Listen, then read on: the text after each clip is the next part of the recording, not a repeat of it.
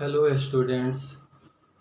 आप लोगों के अतुल सर आप लोगों के डिमांड पर हिस्ट्री का एक chapter the making of a global world पढ़ाने जा रहे हैं। तो बच्चों, आप देख सकते हैं इस चैप्टर का पहला टॉपिक है सिल्क रूट्स, दूसरा टॉपिक है फूड ट्रेवल्स और तीसरा टॉपिक है कन्क्वेस्ट, डिजीज एंड ट्रेड। तो आज हम लोग इस टॉपिक को पढ़ेंगे। तो चलिए हम लोग पढ़ाई शुरू करते हैं। पहला टॉपिक है सिल्क रूट्स। तो सिल्क रूट्स क्यों दिया गया है, सवाल उठता है, क्योंकि चैप्टर है ग्लोबल वर्ल्ड। ग्लोबल वर्ल्ड को बनाना है, यही चैप्टर है कि कौन कौन चीज़ है जो ग्लोबल वर्ल्ड तैयार किया। इसीलिए चैप्टर का नाम है the making of a global world.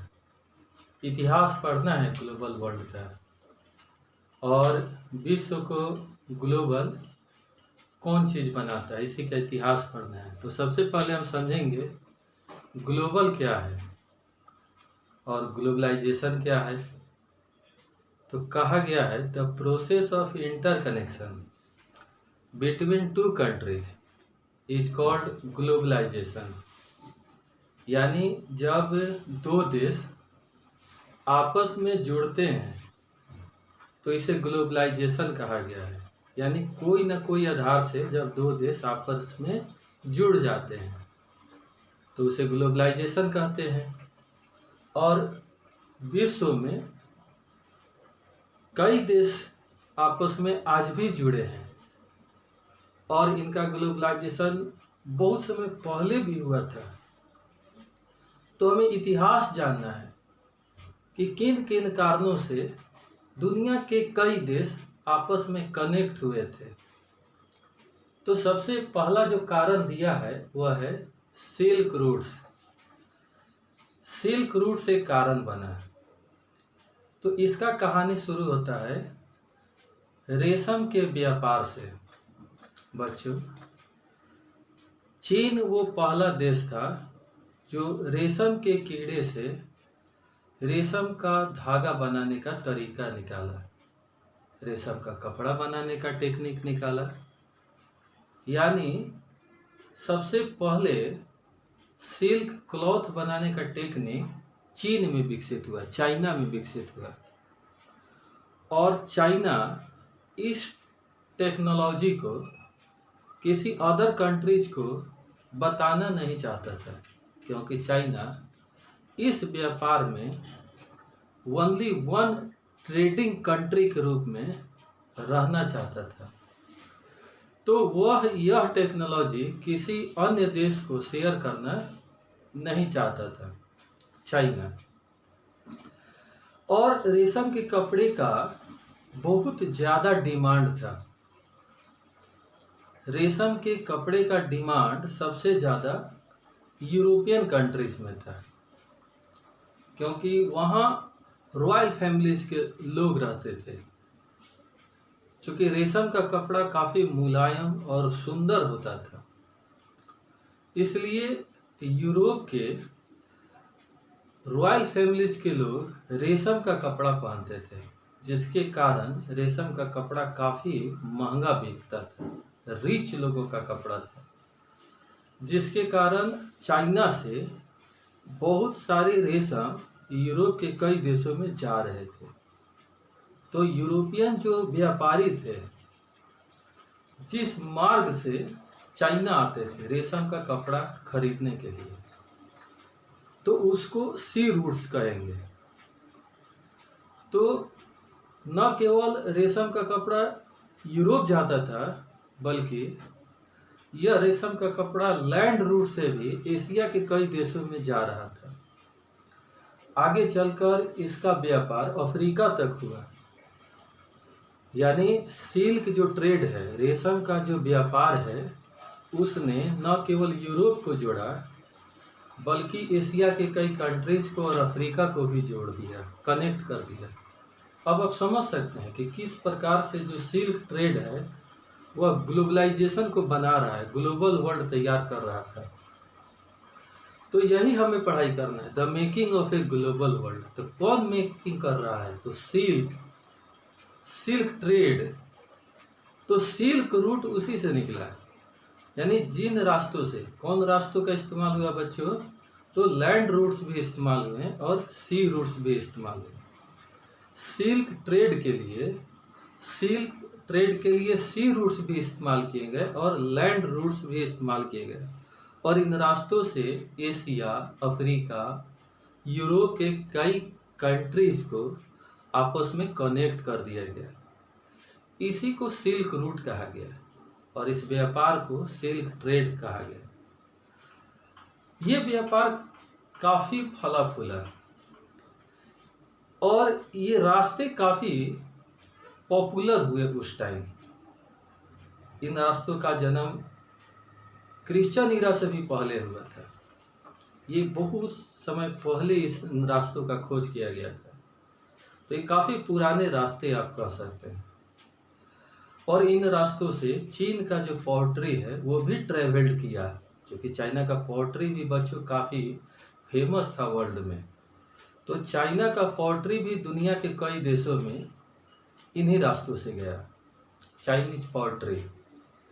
उसके बाद इंडिया और साउथ ईस्ट एशियाई देशों से जो टेक्सटाइल था, ज़्यादातर इंडिया का टेक्सटाइल और स्पाइसेज जो काफ़ी पॉपुलर था, वह भारत से ट्रैवल करके दुनिया के कई देशों में गया।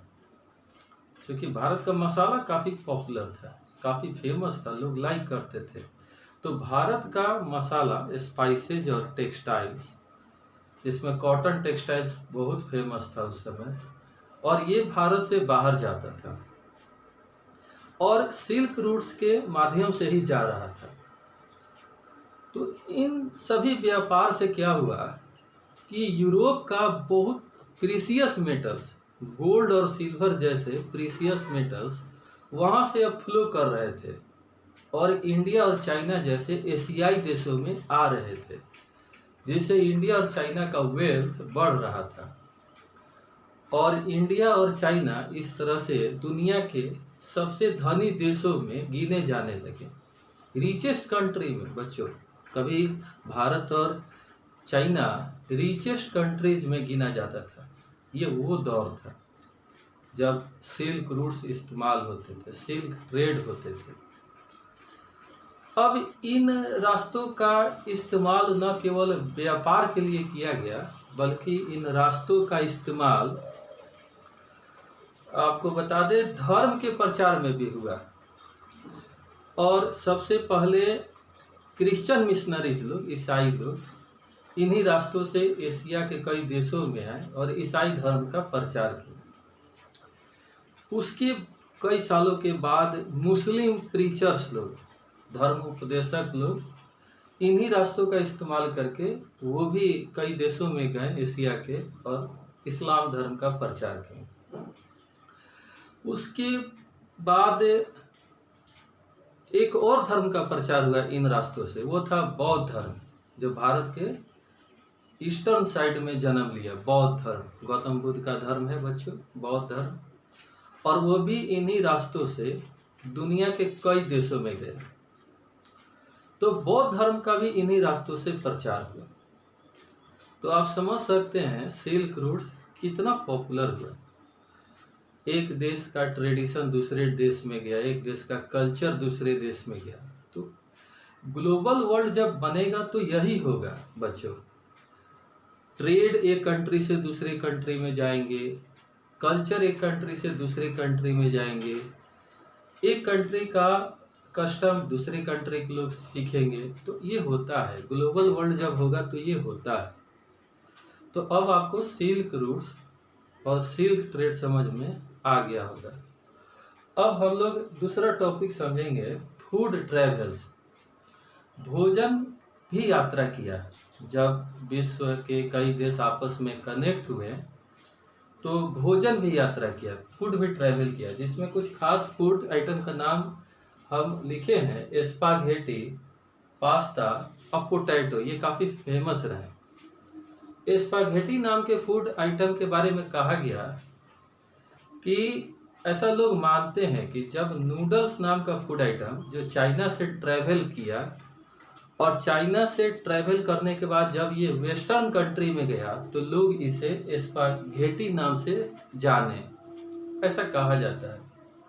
एक और बात आती है कि पास्ता नाम के भोजन के बारे में, कि कभी अरब के व्यापारी थे और वो इटली के सिसिलियन आइलैंड में गए। सिसिली नाम के एक आइलैंड में गए जो कि आज इटली में है। इस आइलैंड पर पास्ता नाम का भोजन ये पहुंचा दिए। तो आप समझ सकते हैं कि इटली में भी पास्ता नाम का भोजन लोग मानते हैं कि अरब के व्यापारियों ने पहुंचा दिया। इस तरह से पास्ता भी ट्रैवल किया। पोटैटो के बारे में ऐसा कहा गया है कि ये जो फूड आइटम था इसका पता चला जब अमेरिका का खोज हुआ। एक समय आया जब क्रिस्टोफर कोलंबस नाम का एक यूरोपियन खोजकर्ता निकला था किसी और लैंड की खोज करने के लिए, और एक्सीडेंटली वो एक ऐसे लैंड पर पहुंचा जो अमेरिका था। तो अमेरिका की जब खोज हुआ तो उसने क्या देखा, यहाँ ऐसे ऐसे फूड आइटम्स हैं जो ना मतलब यूरोप के पास है और ना तो एशिया के पास है। तो वहाँ उसने देखा कि अरे यहाँ पोटैटो नाम का क्रॉप है, फूड आइटम है। टोमेटो जैसा फूड आइटम ग्रो किया जाता है, स्वीट पोटैटो है, चिली है, ग्राउंड नट है, सोया है, मेज है, ऐसे ऐसे फूड आइटम वहाँ मिला अमेरिका में, समझ सकते हैं आप। तो अमेरिका से जब यूरोप कनेक्ट हुआ तो ये फूड आइटम सबसे पहले अमेरिका से ट्रैवल किया और यूरोप गया, और यूरोपियन लोग एशिया भी आते थे। तो ये फूड आइटम एशिया भी पहुंच गया, जिसमें पोटैटो काफ़ी पॉपुलर हुआ। कहा जाता है भारत में भी ये सारे जो फूड आइटम्स जो अमेरिका में पहले था वो सारे फूड आइटम्स हमारे देश में भी पहुंचा, क्योंकि जब तक अमेरिका का खोज नहीं हुआ था हमारे देश के लोग पोटैटो जैसे फसल के बारे में नहीं जानते थे। तो 16वीं शताब्दी 15वीं शताब्दी के समय जब अमेरिका का खोज हुआ तब लोगों को पोटैटो के बारे में पता चला, और उस समय अमेरिका के ही मूल निवासी अमेरिकन इंडियंस कह सकते हैं जब भारत आए तो उन्होंने ही इन फसलों को भारत में भी इंट्रोड्यूस किया। तो पोटैटो काफ़ी पॉपुलर हुआ, कई देश के लोग पोटैटो जैसे फूड आइटम को खाने लगे, वो हेल्दी होने लगे, उनका लाइफ लॉन्गर होने लगा।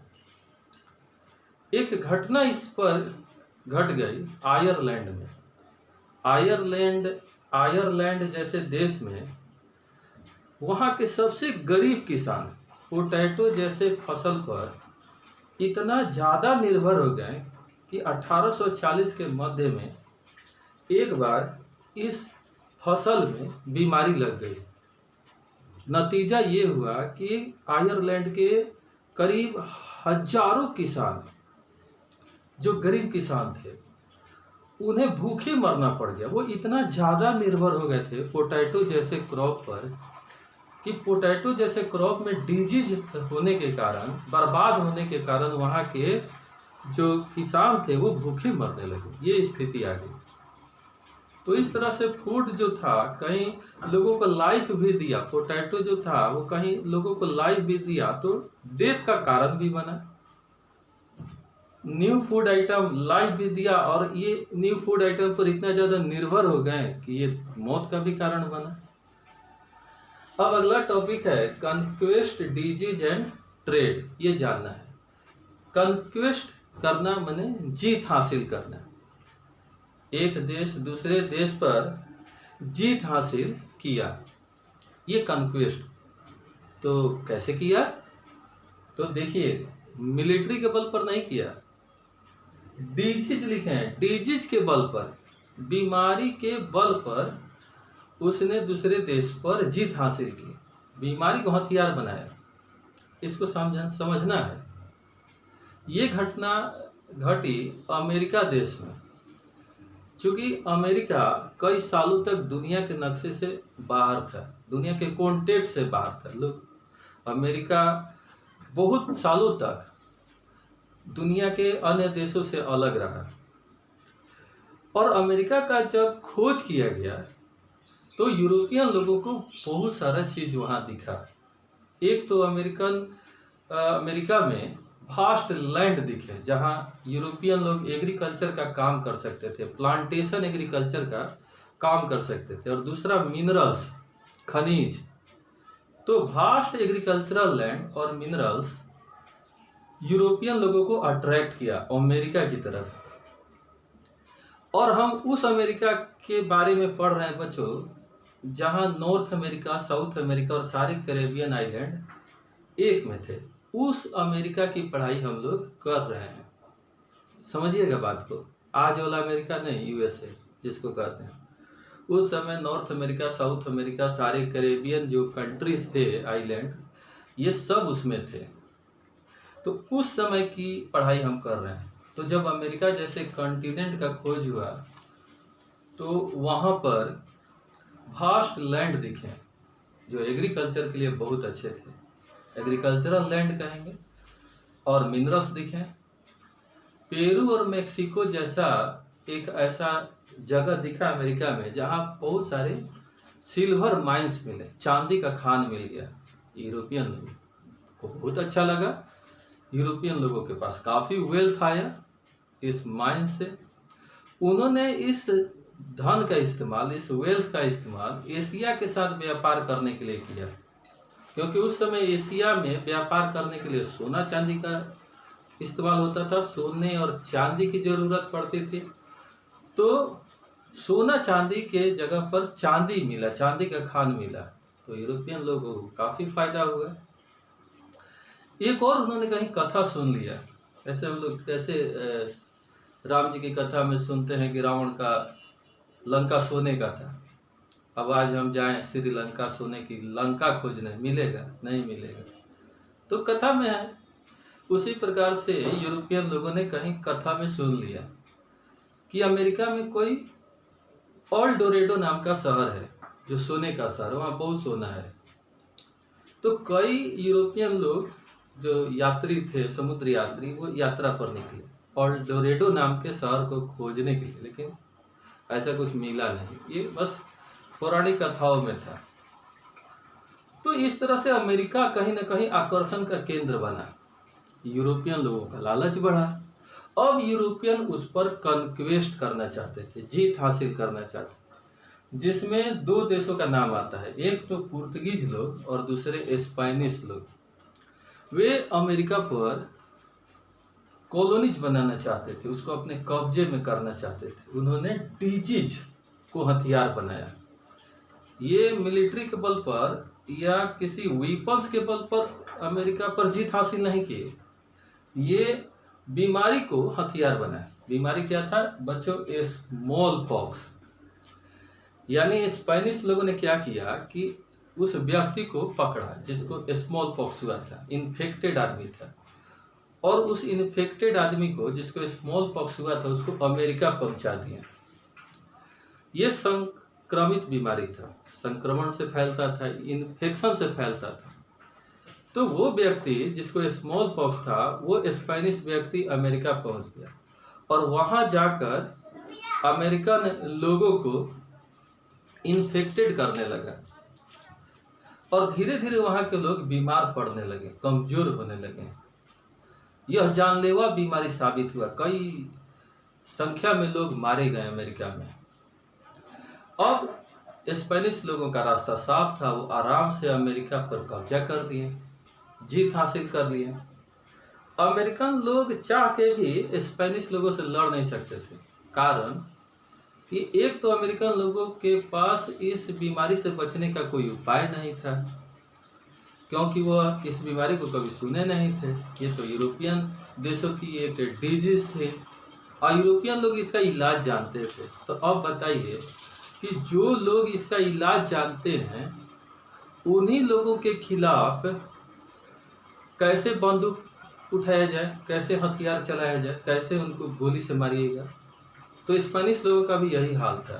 वो अमेरिकन को मार ही नहीं पा रहे। अमेरिकन लोगों का भी यही हाल था। वो स्पेनिश लोगों को मार नहीं पा रहे थे, क्योंकि स्पेनिश लोगों के पास ही इस बीमारी का इलाज था। तो स्पेनिश लोग इसका फ़ायदा उठा लिए और वो अमेरिकन लोगों पर आराम से अपनी जीत हासिल कर लिए। तो आप देखें कि किस तरह से डिजीज की सहायता से स्पेनिश लोगों ने अमेरिका पर जीत हासिल की। तब आता है ट्रेड, व्यापार। और व्यापार के बारे में ऐसा कहा गया कि 19वीं सेंचुरी 19वीं शताब्दी तक यूरोप में काफ़ी समस्याएं, जिसमें रिलीजियस कन्फ्लिक्ट, धर्म को लेकर विवाद हुआ, रिलीजियस कन्फ्लिक्ट, धार्मिक झगड़े शुरू हो गए यूरोप में। धर्म के नाम पर लोग लड़ाई झगड़ा करने लगे। अब धर्म के नाम पर क्यों लड़ रहे थे? सब तो ईसाई हैं, लेकिन वो अलग अलग चर्च को मानते हैं, इसलिए ईसाई लोग में भी लड़ाई होता है।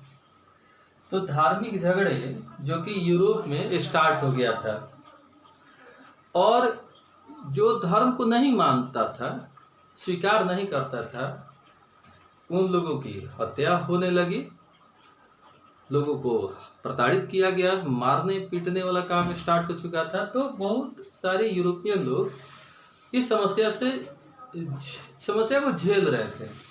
वहाँ हंगर और पोवर्टी भी आया, भूख और गरीबी जैसी समस्या आ गई, ये भी लोगों को परेशान कर रही थी। डेडली डिजीज भी फैल रहे थे, कारण कि यूरोप के गांव में रहने वाले लोग अब शहर की ओर भाग रहे थे, जिससे शहर ओवर क्राउडेड हो रहा था, और ओवर क्राउडेड होने के कारण वहाँ डिजीज स्प्रेड हो रहे थे, तो बीमारी फैल रहा था। ये सभी प्रॉब्लम यूरोपियन लोगों को मजबूर किया कहाँ भागने के लिए? अमेरिका। ये अमेरिका भागे एक नए लैंड की तरफ, क्योंकि वहाँ उनको एग्रीकल्चरल लैंड मिला, जहाँ वो प्लांटेशन का काम स्टार्ट किए। और वहाँ के प्लांटेशन का काम करने के लिए ये लोग अफ्रीका से गुलाम पकड़ के लाते थे और उनसे खेती करवाते थे। इस तरह से एक स्लेव ट्रेड भी स्टार्ट हुआ बच्चों। और ये सब व्यापार कहीं ना कहीं पूरे विश्व के व्यापार को बदल रहा था। अब कई देश के लोग दूसरे कंट्री में जा रहे थे, तो कुछ जा रहे थे खेती करने के लिए और कुछ जा रहे थे खेती करवाने के लिए। अब यूरोपियन लोग गए थे तो वो प्लांटेशन ओनर बन के गए थे, वो खेती करवाते थे। अफ्रीकन लोग वहाँ खेती करने गए थे। इस तरह का मतलब सिचुएशन है। इसी बीच क्या हुआ कि व्यापार में भी परिवर्तन है, व्यापार के केंद्र में परिवर्तन है। चाइना बहुत फेमस था, आप जानते हैं, इंडिया बहुत फेमस था व्यापार में, और कहीं ना कहीं केंद्र बने थे। एशिया एक ट्रेड सेंटर के रूप में काम कर रहा था, लेकिन चाइना धीरे धीरे इस व्यापार में अपना संबंध जो है कम करने लगा, वो दूर होने लगा, व्यापार से दूर होने लगा, वह दुनिया के तमाम देशों से अपने को अलग रखने लगा, जिसका नतीजा हुआ कि यूरोपियन लोग अपना ध्यान अब अमेरिका की तरफ लगा दिए। वो अब एशियाई देशों से अपना ध्यान हटाएं, क्योंकि उनको एक नया लैंड मिल गया था। तो अब यूरोपियन लोग अपना पूरा ध्यान अमेरिका की तरफ लगा दिए। और ट्रेड सेंटर जो था, जो पहले कभी इंडिया हुआ करता था, क्योंकि इंडियन ओशियन में इंडिया का बहुत अच्छा लोकेशन था, एक सेंट्रल लोकेशन इंडिया दे रहा था, तो यह अब शिफ्ट किया, ट्रेड सेंटर का जो जगह था वो शिफ्ट किया। अब इंडिया से एशियाई देशों से वो शिफ्ट करके यूरोप या अमेरिका की तरफ गया, और यूरोप बन गया एक ट्रेड सेंटर, व्यापार का केंद्र। यानी बीच में यूरोप, उधर एशिया और इधर अमेरिका। तो आप क्या कर सकते हैं, कौन बीच में है? यूरोप। तो यूरोप व्यापार का केंद्र बन गया। तो इस तरह का ग्लोबलाइजेशन जो है, ग्लोबल वर्ल्ड अब तैयार हुआ। अमेरिका के आने से पूरा नक्शा अब ग्लोबल वर्ल्ड का बदल रहा था। तो ये सब चीज़ें हमको पढ़नी है कि व्यापार ने भी ग्लोबल वर्ल्ड बनाने में कितना बड़ा रोल प्ले किया। तो पूरा चैप्टर हम आपको समझाने का भरपूर प्रयास किए हैं बच्चों, और यदि मेरी मेहनत अगर सफल है तो आप कम से कम एक लाइक देकर अपने अतुल सर का उत्साह बढ़ाइएगा, जिससे कि आपके अतुल सर इस चैप्टर का अगला टॉपिक भी पढ़ाने में काफ़ी मेहनत करेंगे। तो आपका लाइक और मेरी कोशिश इस चैप्टर को सफल बनाएगी। तो हम वादा करते हैं जितना ज़्यादा आप हमको लाइक करेंगे उतना ज़्यादा और उतना मेहनत करके हम आपको पढ़ाने का प्रयास करेंगे बच्चों। तो आज के लिए इतना काफ़ी है। नेक्स्ट टाइम हम अगले वीडियो में आप लोगों को ग्लोबल वर्ल्ड के और सारे इंटरेस्टिंग टॉपिक के साथ आएंगे और आप लोगों को पढ़ाने का भरपूर प्रयास करेंगे। आज का वीडियो आपको कैसा लगा ज़रूर बताइएगा। तब तक के लिए धन्यवाद।